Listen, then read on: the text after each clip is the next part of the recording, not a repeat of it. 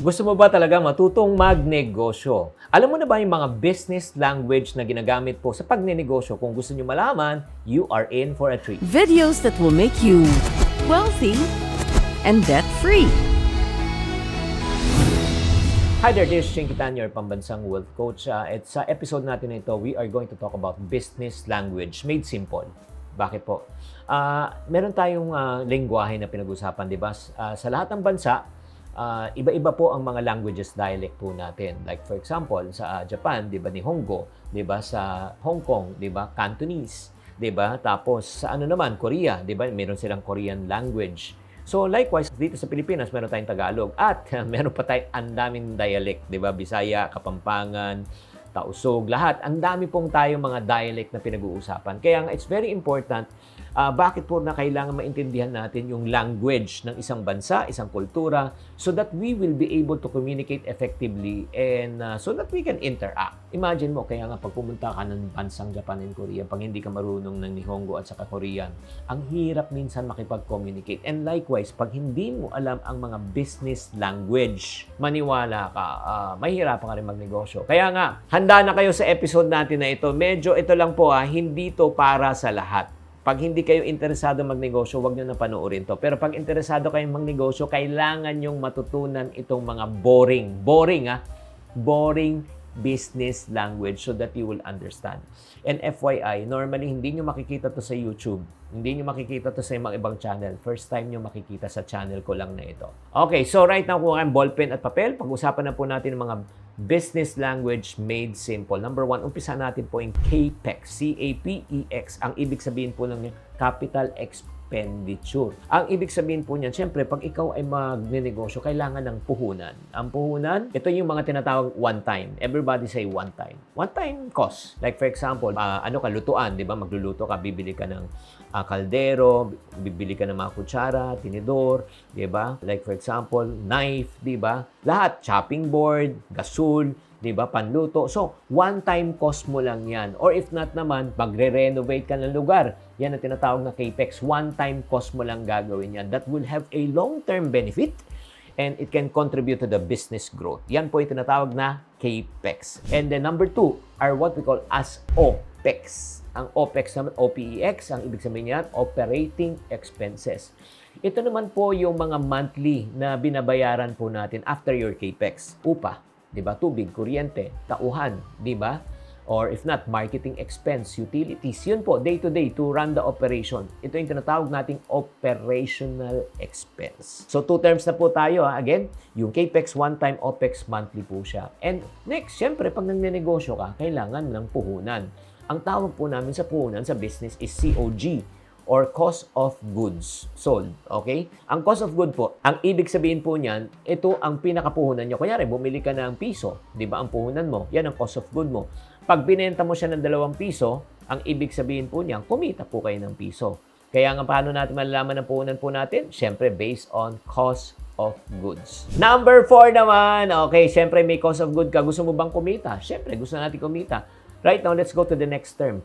Gross profit, okay? 2 klaseng profit po yan, ha? Isang gross, isang net. Papaliwanag ko muna yung gross. Ang gross profit po, ang ibig sabihin yan, ang tubo mo, okay? Bago pa gumastos. Ay, syempre, bago ka i-minus yung tinatawag natin na OPEX, operational expense. Again, ang cost of good mo, piso, puhunan, piso. Binenta mo 2 piso. Ang tinubo mo, piso. Pero hindi pa tapos yan. Kasi gross pa lang yan. Ano ibig sabihin ng gross yan? Hindi mo pa minaminus, syempre, yung upa mo, yung kuryente mo, yung tauhan mo, yung mga operational expense, di mo pa binawas yan. Kaya nga, minsan nga nagtataka nga ako pagka sinasabi, "Uy, magkano kinita mo?" 5,000. Wow, galing. Magkano benta mo? 5,000. Paano naman nangyari yon? Ang benta ay hindi kita. Ang benta ay benta lang. Gross pa lang yan. Ang kita, ang tawag po niya, net profit. Kailangan i-minus mo muna ang puhunan, ang operational expense, bago mo makita yung tinatawag na neto. Yun ngayon sinasabi ko net profit. Piso puhunan, nabenta mo 2, may piso kang kita. Tapos na-realize mo, ang ginastos mo pala doon, 50. So, ang net profit mo ay hindi piso, ang net profit mo ay 50 centimos. Maliwanag ba? Pag maliwanag po, type maliwanag sa comment section. Guys, are you learning so far? Yes, yes, yes, yes. Grabe, grabe, grabe. Ang next naman, syempre, pag nagpa-profit ka, ay kailangan mo malaman, Chinky, paano ko naman malalaman na kumikita na yung negosyo ko? Yan naman isang problema ng mga negosyante. Benta sila ng benta, hindi nila alam kung kumikita sila, hindi. Bakit wala kasi silang tinatawag P&L? O, ano tong P&L? Ang P&L, ang ibig sabihin yan, Profit and Loss Statement or income statement. Nakasulat po kung magkano po ang iyong syempre puhunan, 'di ba? Magkano ang iyong expenses, magkano yung kinikita. Inaalam po natin over a period of time, pwedeng quarterly, pwedeng monthly, pwedeng semi-annual o pwedeng annual. Sino-check mo kung talaga nagpo-profit ka. Halimbawa, ang nilabas mong pera on a monthly basis ay 100,000.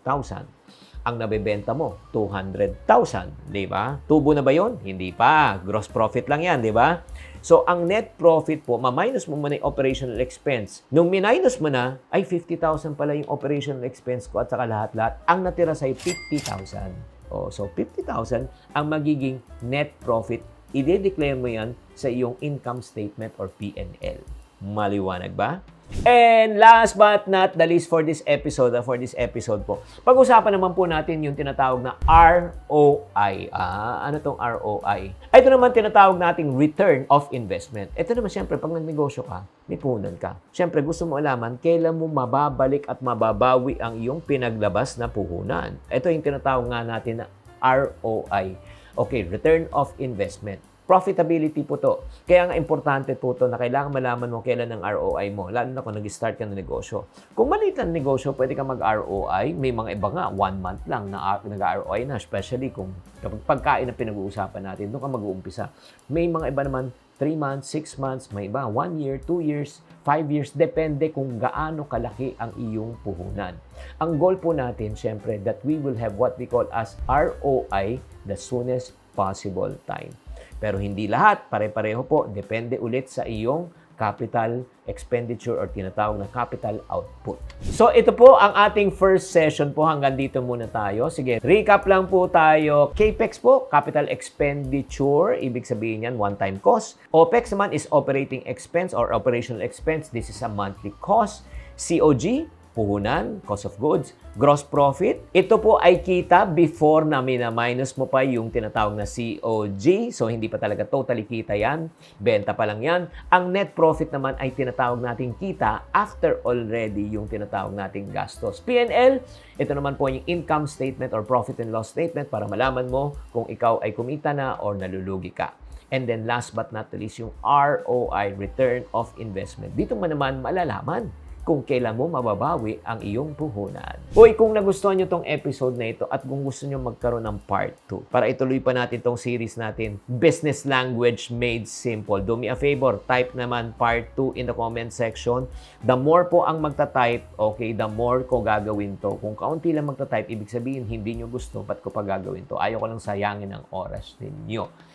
So, if you like this, and then please tell us what do you need pa rin in order for you to learn on how to operate your small business or growing business. Tatandaan, tamang karunungan, tamang disiplina po ang susi sa pagyaman.